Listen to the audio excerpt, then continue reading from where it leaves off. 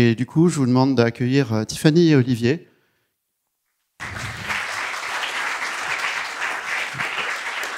Qui vont vous montrer des trucs magiques et je vais leur laisser la main pour démarrer. Merci. C'est bon? Parce que du coup, en fait, on m'entend bien avec le micro? Non, d'accord, le micro. Je parle assez fort sinon. Il est au milieu de la salle déjà. Mais peut-être que tu peux parler dans ce micro. La salle. Ah, cool. C'est mieux. Super, vas-y, je te laisse.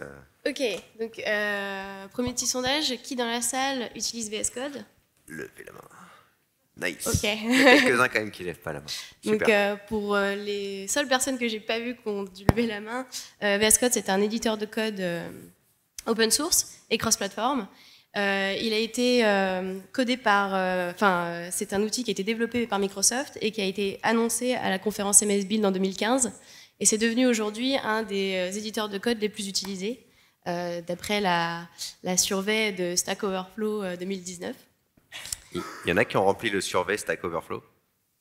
Est-ce qu'il y en a qui levez la main ceux qui remplissent le survey? Ok, quelques-uns quand même. C'est un long survey pour ceux qui ne connaissent pas, qui est fait par Stack Overflow tous les ans et qui a donc pas mal de monde qui remplissent. Donc si tous ceux qui utilisent VS Code, qui ont levé la main tout à l'heure, remplissaient le formulaire, l'année prochaine, on détruit les stats. Vous voyez? C'est vrai que là c'est un screenshot, mais quand on regarde, si vous allez sur le survey, les résultats sont immenses aussi, vous voyez que sur les web développeurs, clairement, il arrive largement en tête. Mais même chez les développeurs mobiles, maintenant VS Code arrive juste derrière Android Studio. Donc il y a plein de gens qui font du mobile qui développent aussi sur VS Code maintenant. Et pour tout ce qui est DevOps, il arrive aussi en premier. Et donc en moyenne, on voit que c'est plutôt pas mal. Ok? Let's go. Ah non, pas encore. Donc, voilà, moi je m'appelle Olivier, du coup, je travaille chez Microsoft aux relations développeurs. Et aujourd'hui, j'ai la chance d'être accueilli et accompagné. Tiffany Souter, du coup, moi je suis data ingénieur chez James Data Factory. Voilà, et l'idée c'est qu'on va vous montrer, donc vous connaissez tous presque VS Code, pour ceux qui ne connaissent pas, c'est un éditeur de code, il n'y a rien de magique là-dedans. Ce qu'on va voir aujourd'hui, c'est tous les petits outils qui sont soit intégrés dans VS Code, soit qu'on peut avoir à travers des extensions qui vont permettre de mieux collaborer quand vous travaillez à plusieurs. Donc pour la démo aujourd'hui, ce qu'on a fait, c'est qu'on va partir sur un site web très simple qui va nous servir de base, qui, je vais présenter vite fait, hein, j'ai un fichier HTML, un fichier CSS, un fichier JS qui va surtout construire l'application, et un fichier data.json avec des données que je récupère. Et pour que tout ça marche, parce que du coup on est deux, il n'y a qu'un seul écran, vous avez remarqué, on veut vous montrer quand même que ça marche bien la collaboration. Ce qu'on a fait, un petit montage pas très propre. On a un petit hack, vous avez mon écran, et à gauche, ce que vous voyez en fait, c'est l'écran de Tiffany, qui est en fait en partage d'écran sur le mien pour que vous puissiez le voir sur le vidéoproj. Donc ce que vous voyez à côté, vous voyez un Tiffany qui est sur un Linux, du coup, comme il a dit, c'est cross-platform VS Code. Tiffany qui est sur un Ubuntu, moi je suis sur un Windows, on voit son écran sur la gauche. Donc on va essayer d'alterner pour que vous voyez tout ça. Ok, notre petit site web. Attendez, juste 2 secondes. Vous voyez assez bien le code? Ouais. Attends, sinon. Le mien, vous voyez bien? C'est toi, là. Oui, mais c'est horrible. Ne vous inquiétez pas, ça va être... Un jour, on aura des vidéos proches 4K, ce sera génial.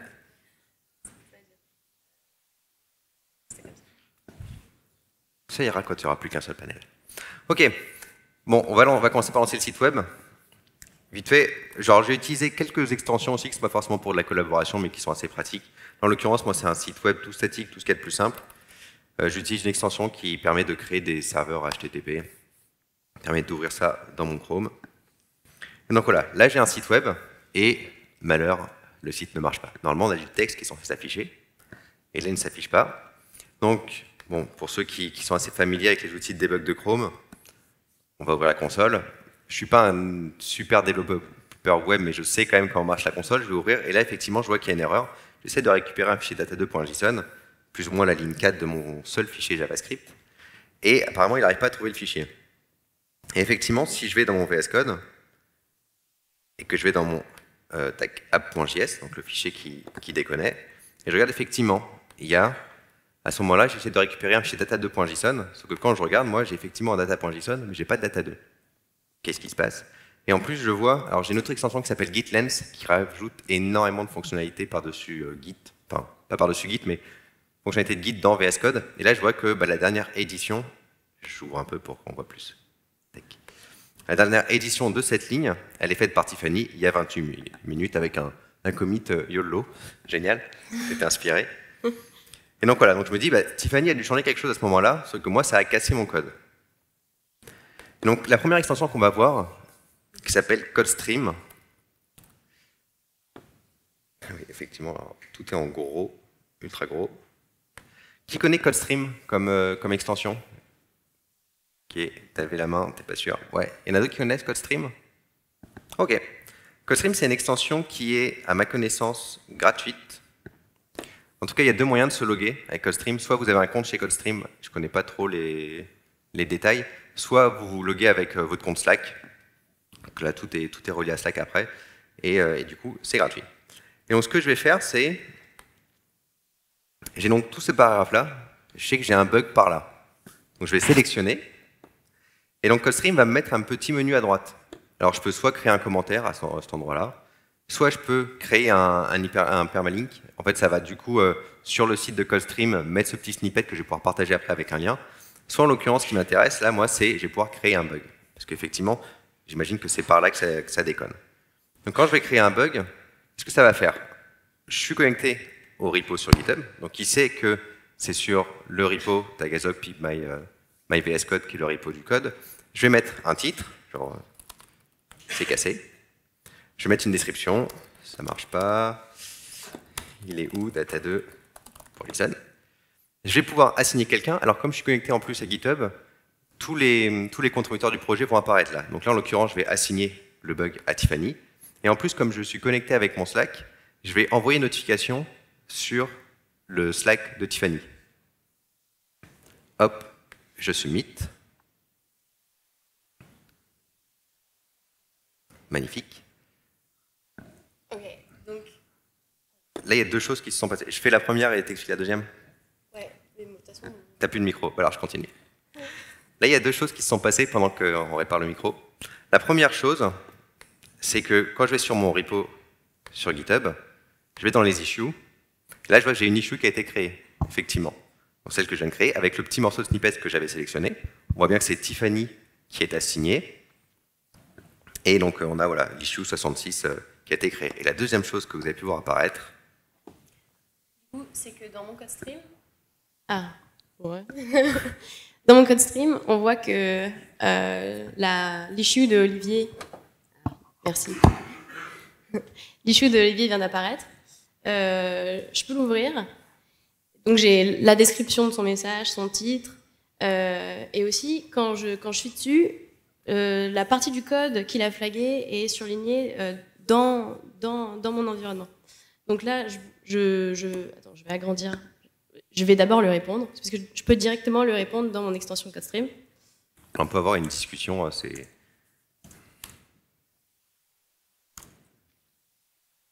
Techniquement, il la reçoit pratiquement instantanément. Il peut me répondre aussi. Et effectivement, j'ai une petite erreur dans mon code. Data2.json n'existe pas. Donc, ce que je vais faire, c'est que si vous utilisez VS Code, vous savez peut-être très certainement que GitHub est très bien intégré. Enfin, Git, par exemple, est très bien intégré dedans. Donc, quand je fais une correction, je peux créer une nouvelle branche directement. Depuis donc je vais l'appeler JSONFix. Donc là, j'ai checkout sur ma branche. Je peux faire ma petite modification. Donc là, j'ai mon changement qui est stage. C'est l'issue 66. Ouais. Donc je peux directement commit depuis VS Code. Ouais, tout ça, parce qu'il y a un délai sur le réseau. Ah, je ne sais pas si vous voyez exactement. Si. Ok, d'accord. Donc je vais aller peut-être plus lentement. Ouais. Donc maintenant que j'ai commit, il y a une extension qui s'appelle GitHub Pull Request que vous pouvez trouver sur le marketplace. Et directement depuis ici, en fait, vous pouvez créer une pull request. Tu pushes aussi. Ah oui, pardon, j'ai oublié de pusher. Bon, je push directement depuis la... J'attends que... Voilà, c'est synchronisé. Et du coup, maintenant, je veux créer une pull request sur master. Ce que ça va faire, c'est que... Voilà. Donc, ma pull request s'affiche dans mon VS Code. Et comme Olivier et moi, on est tous les deux contributeurs du projet, je peux le rajouter en reviewer, notamment ici.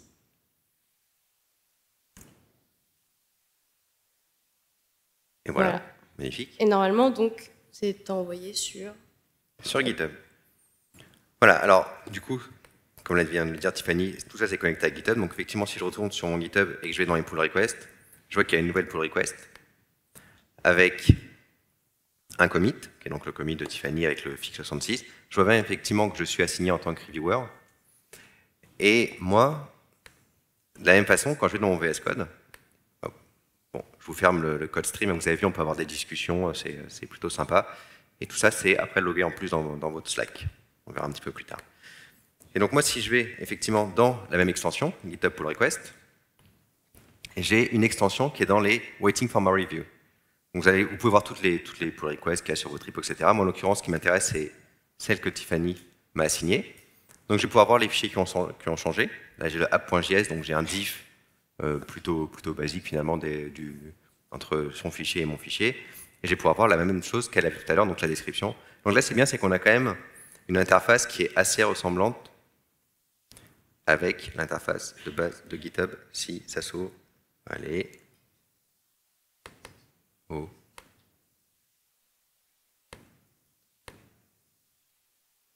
Voilà. Donc voilà, interface graphique quand même assez sympa dans VS Code. Donc, je vais pouvoir check out la branche de Tiffany.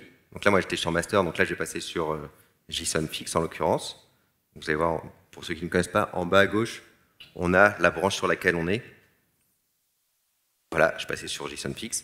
Et du coup, là, effectivement, si je retourne dans mon app.js, je vois qu'effectivement, Tiffany a changé, a corrigé le bug.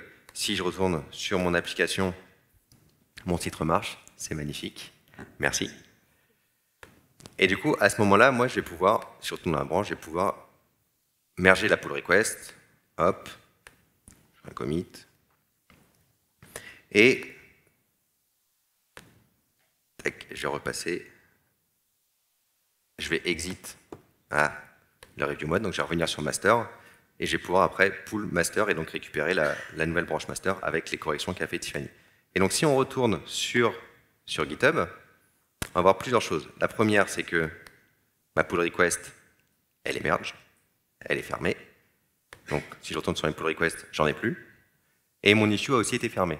Ça vient du fait que, pour ceux qui sont un peu familiers avec GitHub, quand on crée un commit et que le message, il y a fixe, espace, dièse, le nom de l'issue, à partir du moment où on approuve la pull request, ça va fermer automatiquement toutes les issues qui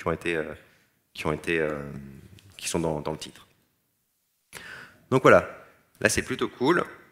On a vu comment faire un peu de collaboration déjà, mais là c'est de manière assez asynchrone. C'est-à-dire que moi je peux dire sur CodeStream il y a un problème, Tiffany peut me répondre demain, dans une semaine, dans un mois, finalement quand elle veut. Mais si on veut vouloir faire de la collaboration complètement synchrone avec VS Code, on a d'autres outils qui peuvent permettre de le faire. Et en l'occurrence, on va voir un outil qui s'appelle LiveShare.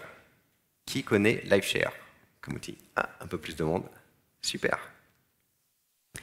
Alors LiveShare, c'est un outil qui est développé par Microsoft aussi. C'est une extension qui permet de partager des sessions de code. On va voir ça tout de suite. Là, en l'occurrence, moi, je vais créer une session de collaboration. Donc, je vais être le owner de la session. Hop. Ce que ça va faire, c'est que ça va me générer un lien que je vais pouvoir partager. Magnifique. Donc, ça m'a généré un lien qui est copié automatiquement.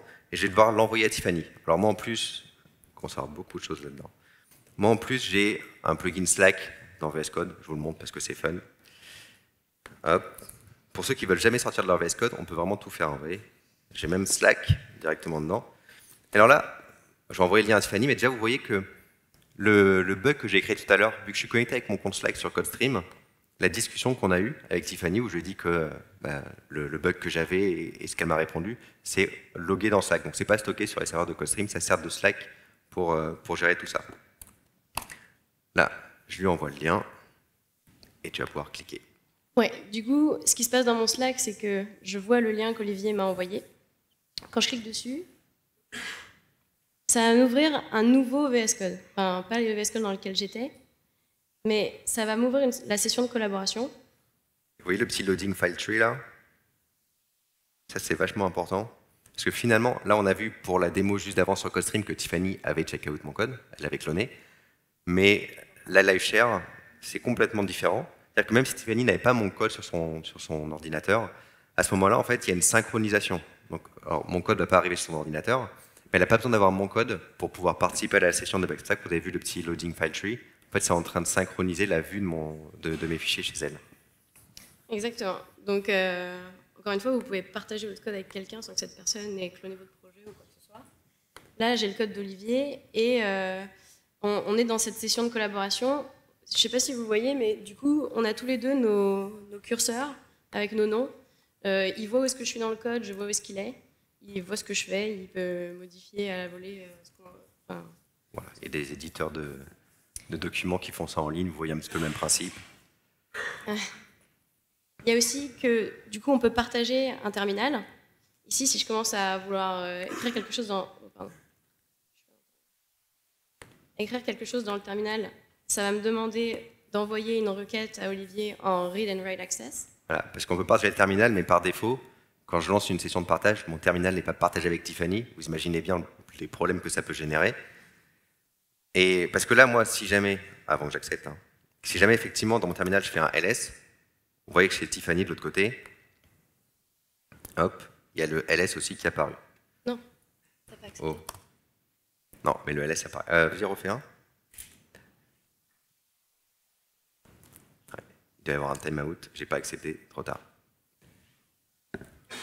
Tu veux plus écrire dans ton terminal, c'est ça? Ok. Tac.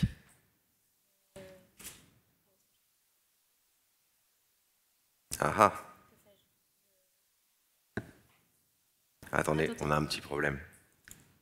Ferme ton terminal. Apparemment, le terminal de Tiffany dans VS Code a planté. Ça arrive. Ah oui, mais c'est un terminal de moi maintenant. Sinon, ça va? Je vais relancer la session de collaboration. Parce que du coup, Non, mais attends, regarde. Tac, je le refais. Non, attends, je reviens. En sachant que par défaut, sinon, j'aurais pu repartager mon terminal depuis l'interface que vous avez à gauche. Donc, c'est l'interface de LiveShare, où on peut inviter des participants et on verra pour les autres options par la suite. Là, Tiffany a joint.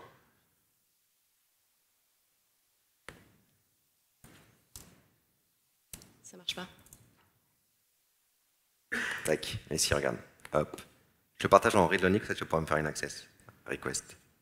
Ah. Okay. Voilà. Je vais pouvoir, du coup, ce coup-ci, accepter que Tiffany puisse écrire dans mon terminal. Donc là, il faut faire gaffe avec qui vous partagez, parce que techniquement, Tiffany peut faire n'importe quoi sur mon ordinateur. Elle a accès à mon terminal. Elle peut faire n'importe quoi, comme je l'ai dit. Donc à utiliser avec précaution. Une autre chose d'ailleurs, vous avez vu que moi là je vois que Tiffany est connectée, mais alors je vais agrandir ma fenêtre parce qu'il faut que ce soit plus grand pour voir. J'ai beaucoup de choses dans VS Code. Mais tac, en bas, je devrais pouvoir voir. Ou pas. Voilà, list participants. Je peux voir tous les gens qui sont connectés, et je peux voir où ils sont. C'est-à-dire que là, bon, il n'y a que Tiffany qui est connectée, mais quand je vais cliquer dessus, ça va m'envoyer directement où il y a le curseur de Tiffany. Et ce qui nous amène sur un autre truc aussi. Vas-y. Le pin. Ouais. Alors, il y a cette petite icône en haut, le pin. Ouais, vas-y, on voit, c'est bon. Qui vous permet de follow un participant.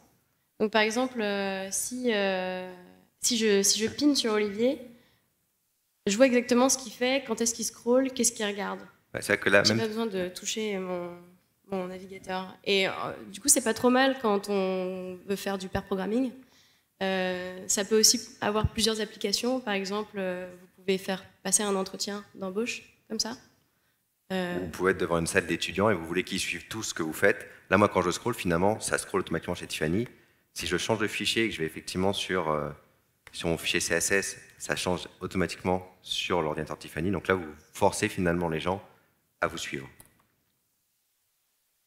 Je te unfollow maintenant. Ok. Donc voilà, on va repartir un petit peu sur ce que peut faire Tiffany sur mon ordinateur. Donc là, par exemple, moi, on voit que j'ai mon fichier JavaScript. Je ne suis pas un expert en JavaScript. Du coup, dans l'immédiat, j'ai envie de demander à Tiffany, est-ce qu'il y a des choses que je peux améliorer sur mon code? Vas-y, je te laisse.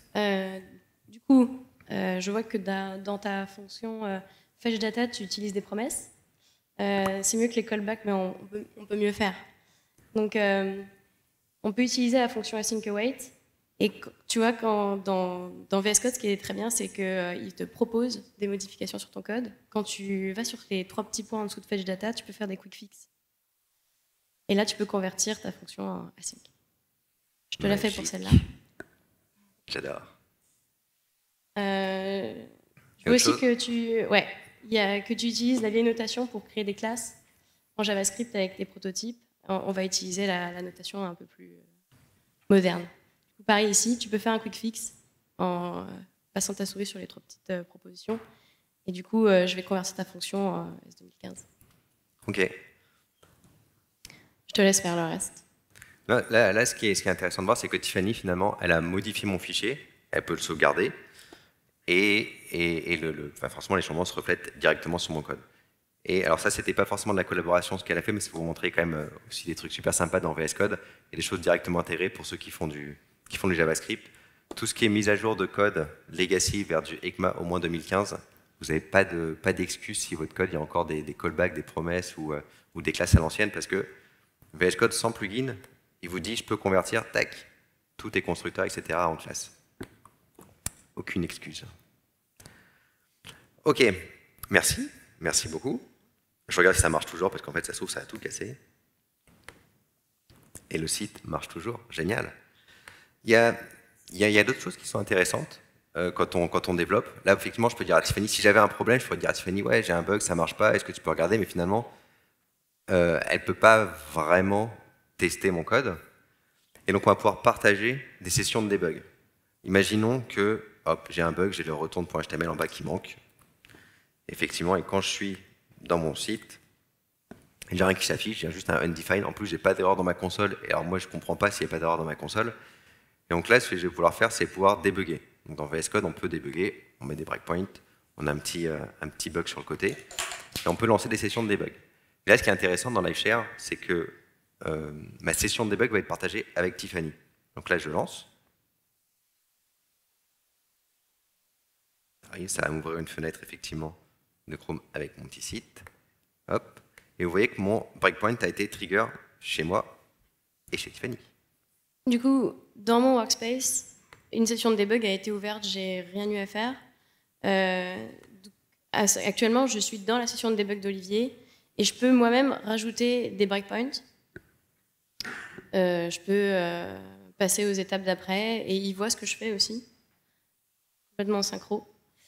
On peut aussi regarder les variables, exactement comme si vous étiez dans votre session de debug sur votre workspace à vous.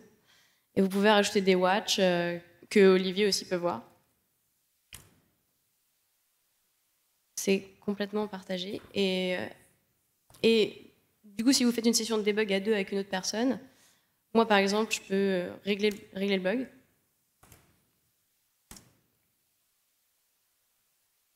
Et ça va synchroniser directement sur la session d'Olivier. C'est que là, si je retourne sur mon site, ça c'était la session de debug, hop, on va l'arrêter. Ça l'arrête aussi chez Tiffany, hein. C'est pas la fête non plus. Et on voit que mon site remarche. Donc c'est quand même bien pratique de pouvoir débugger à plusieurs.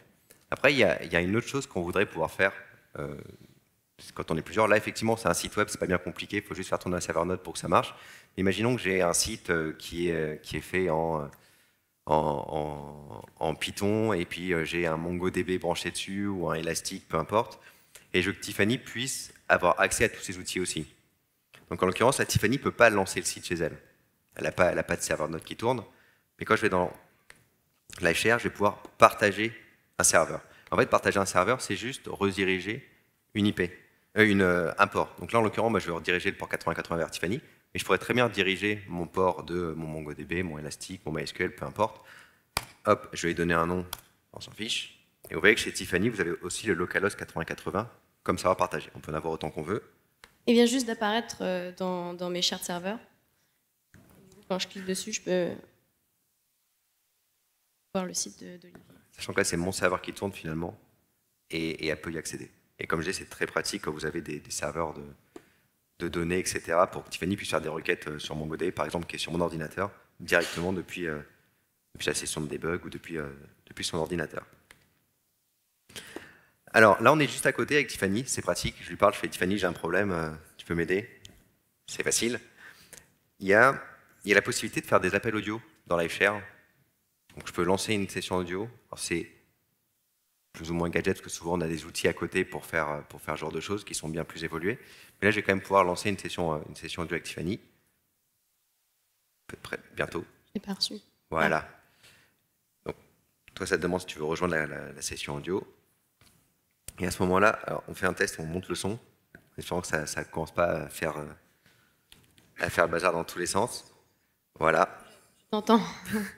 Tiffany m'entend, et du coup, on peut parler aussi en audio directement. On peut muter les personnes, etc. Et là, pour le bien de tous, et éviter que les micros partent en freestyle, je vais arrêter le serveur audio. Mais c'est vrai que ça peut être pratique aussi. Alors ça, c'est les fonctionnalités principales de LiveShare.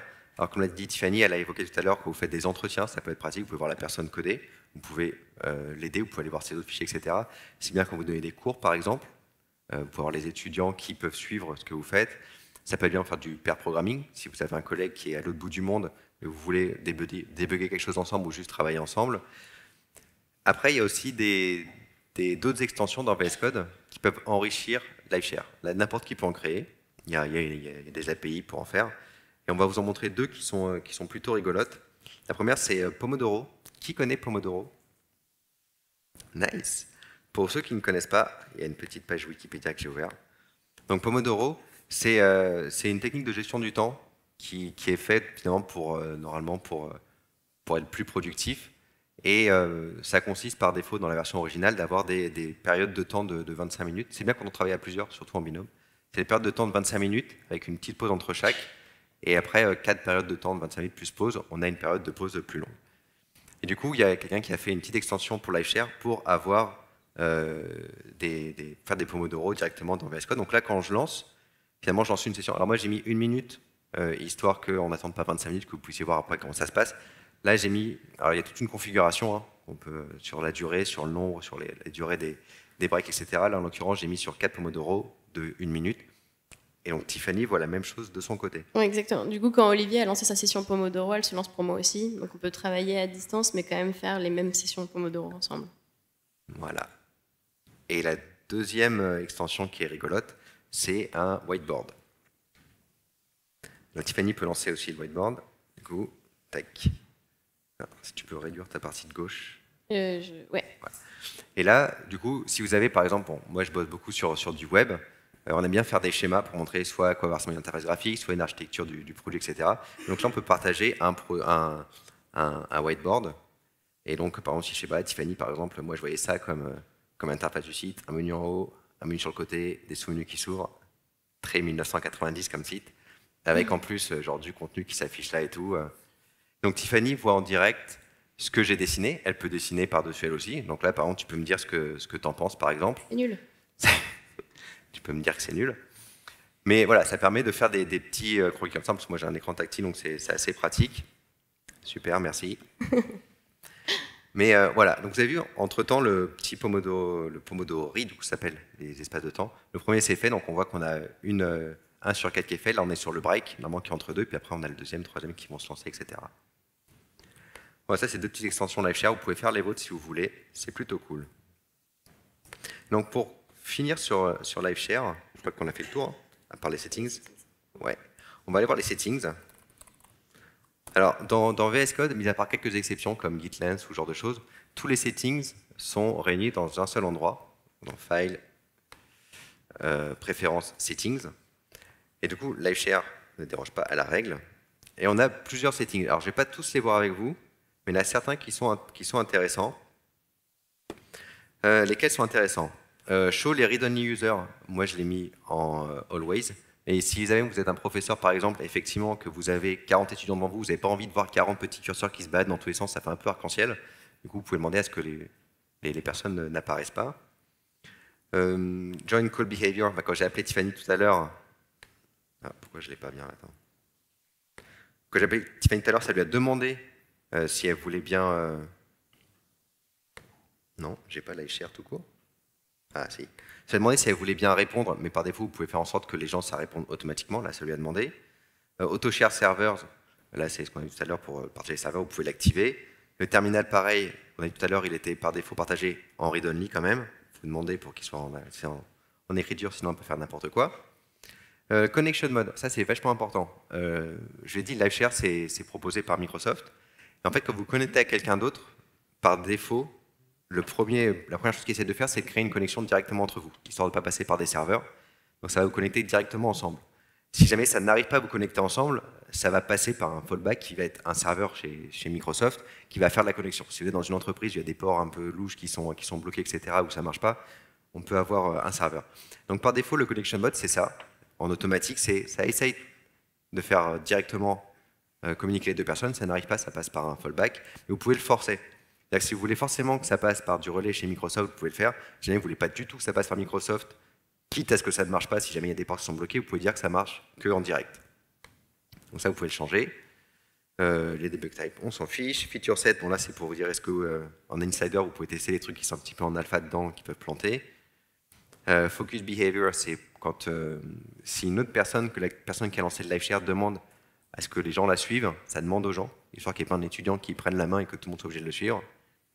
Le increase guest limit, par défaut, vous avez 5 personnes qui peuvent se connecter sur votre live share. Vous pouvez augmenter jusqu'à 30 personnes, ce qui est en général largement suffisant. J'ai jamais eu besoin de monter plus haut que ça. Ça, on s'en fiche, pas important. Les guides co-auteurs, c'est intéressant. Vous avez vu qu'avec Tiffany, du coup, on a travaillé à 2 sur le fichier. C'est que la prochaine fois que je vais commit, vous voyez, ça automatiquement dans le message de commit, mais que Tiffany est co-auteur. C'est que sur GitHub, vous aurez les 2 personnes qui sont auteurs du commit. C'est plutôt cool, moi, je trouve, d'avoir fait ça.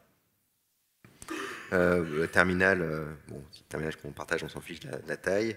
Share file, external file, c'est si jamais moi j'ouvre un fichier qui n'est pas dans mon workplace de base, j'ouvre un fichier qui est sur mon bureau directement dedans, je peux par défaut, la personne va le voir, je peux très bien décocher cette case, fait que si j'ouvre d'autres fichiers qui ne sont pas dans mon projet, la personne ne va pas le voir.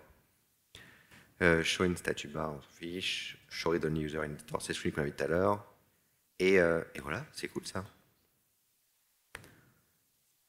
Nice. Ok, il nous reste un peu de temps, donc on va vous montrer la puissance de VS Code jusqu'au bout. Vous avez vu au début, j'ai fait mes slides dans VS Code. Pour ceux qui se demandaient comment ça marchait, en fait, il y en a qui connaissent Reveal.js. Ok, Reveal.js, c'est une bibliothèque qui permet de faire des slides avec du HTML, du JavaScript pour être dans votre serveur, dans votre navigateur.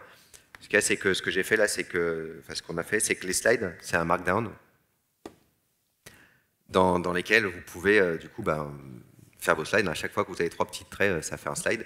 Et il y a un plugin sur VS Code qui s'appelle Reveal.js, VS Code, quelque chose comme ça, qui permet de lancer vos présentations finalement directement dans VS Code. Un autre truc sympa, au début je vous ai montré le HTTP server quand je l'ai lancé, le serveur, et que je l'ai ouvert dans mon Chrome.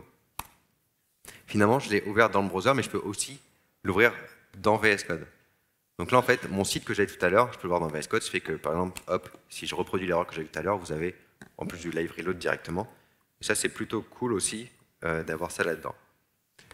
Finalement, on aurait pu faire la présentation entièrement dans VS Code, hein, sans jamais sortir, parce que les GitHub, on vous a montré à chaque fois que les choses arrivaient sur GitHub, mais nous, on les a fait directement dedans, que ce soit les pull requests, etc., ou les issues. On pourrait très bien lancer le serveur, voir l'aperçu, etc. Finalement, il y a des éditeurs aujourd'hui qui créent des OS entièrement basés sur le navigateur. Moi, je pense qu'il faudrait qu'on lance un OS directement où il n'y a que du VS Code qui tourne, et je pense qu'on peut tout faire dedans. Ça serait magique. Et voilà, on a 5 minutes d'avance, c'est ça? Et on va partager les slides, mais globalement, les différents liens vers les différentes extensions qu'on a utilisées, donc CodeStream, le debugger for Chrome, c'est quand on a lancé la session de debug, vous avez vu, ça a ouvert une petite fenêtre Chrome, donc ça vous permet de débugger directement dans Chrome. GitHub Pull Request, l'intégration avec Slack, quand avec Tiffany, j'ai envoyé le lien sur Slack, ça gère aussi Discord, plein de choses, le whiteboard Pomodoro. Il y a juste, un truc, tant qu'à faire, hein, on comble. Tout au début, avec Tiffany, quand j'ai créé le CodeStream, vous avez vu, ça a créé directement l'issue sur GitHub. C'est pas limité à GitHub, hein, ça gère tout ça. Vous avez du GitLab, du Trello, du Bitbucket, etc. Donc juste pour vous dire que c'est pas limité à GitHub, quand vous créez une issue, ça peut les gérer sur toutes ces plateformes-là. Et voilà, on a fini. Merci. Merci beaucoup.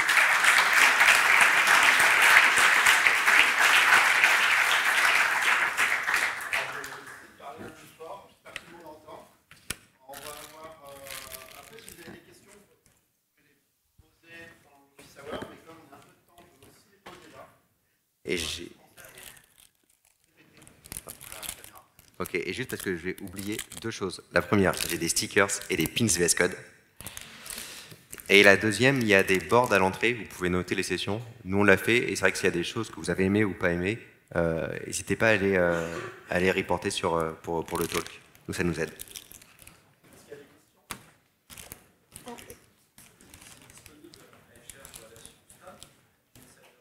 C'est la version stable. Là, c'est la version stable de VS Code que j'avais. L'Insider, elle a un logo vert pour les différencier. Non, ça marche. Et en plus, alors LiveShare, ça marche sur VS Code et sur Visual Studio, pour ceux qui utilisent Visual Studio, et c'est compatible. Ça, vous pouvez avoir une session de debug si vous faites du .NET sur VS Code ou du JavaScript sur Visual Studio, vous pouvez avoir une session de LiveShare entre les deux. Oui, la question était, est-ce que ça marche sur la version stable ou Insider de VS Code?